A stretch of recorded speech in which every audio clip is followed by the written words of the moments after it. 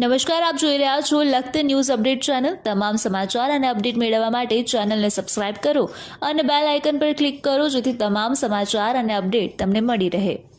મલાજીની શેરી તરફથી ભૂચેરી તરફ જવાના રસ્તા ઉપર અંડરગ્રાઉન્ડ ગટરની ટેન્કમાંથી ગંદા પાણી નિકાલ બંધ થતાં ગંદા પાણી રસ્તા પર ફેલાયા। ગત વર્ષે આગળની સાઈડમાં ઊભું થતાં અંડરગ્રાઉન્ડ ગટર તૂટી ગઈ હતી। અંડરગ્રાઉન્ડની લાઈન જોઈન્ટ કરવાના બદલે ખાડો પૂરી દેવાતા સમસ્યા સર્જાઈ।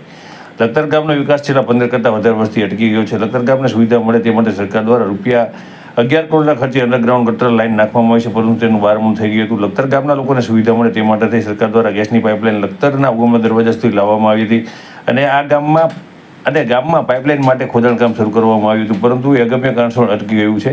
આજ સુધીમાં પાઇપલાઇનનું ખોદાણકામ શા માટે અટકાવી દેવામાં આવ્યું તેની એક પણ રાજકીય નેતાએ તપાસ કરી નથી અને રાજકીય પક્ષને મત આપતા મતદારો ગ્રામજનોને જાણ કરવાની દ્રષ્ટિ તેમના દ્વારા લેવામાં આવી નથી।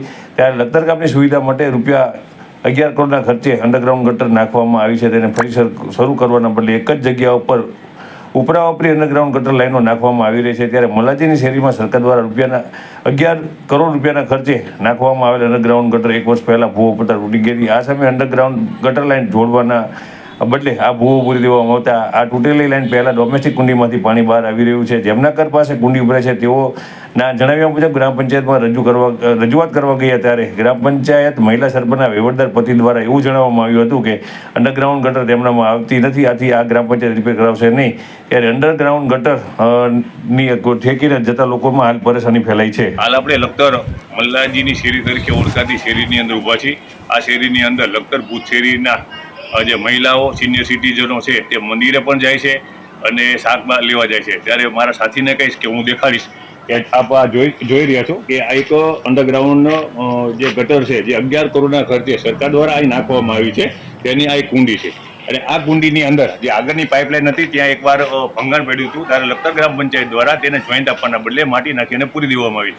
તેના કારણે જે આગળના કનેક્શનવાળા લોકો છે તેમનું જે પાણી આવે છે ત્યાંથી બહાર નીકળે છે અને આપ જોઈ શકો છો। બીજી વાર કહીશ મારા સાથીને કે આ પાણી તે ભૂત શેરીની અંદર આ ગંધાતું પાણી જાય છે અને હાલની અંદર જ્યારે ચોમાસું નજીક આવી રહ્યું છે ત્યારે સરકાર દ્વારા પ્રી મોન્સૂન પ્લાનિંગ કરવાનું હોય છે કે આવનારા પ્રી મોન્સૂન પ્લાનિંગની અંદર રોગચાળો ન વધે, તેમ છતાં લખતર ગ્રામ પંચાયત દ્વારા કોઈ પણ પ્રકારનું કામગીરી કરવામાં આવતી નથી।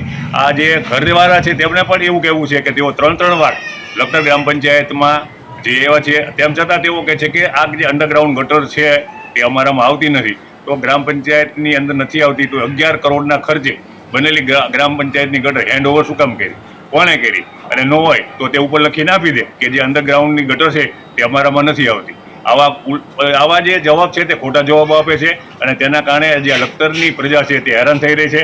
ત્યારે આપણે સરકારને વિનંતી કરીએ કે તાત્કાલિક ધોરણે આની અંદર પગલાં લેવામાં આવે, અન્યથા લખતરની અંદર લખતરના નાગરિકો શું કરશે તે નક્કી નથી, કારણ કે લખતરના નાગરિકો ખૂબ જ હેરાન પરેશાન થઈ રહ્યા છે।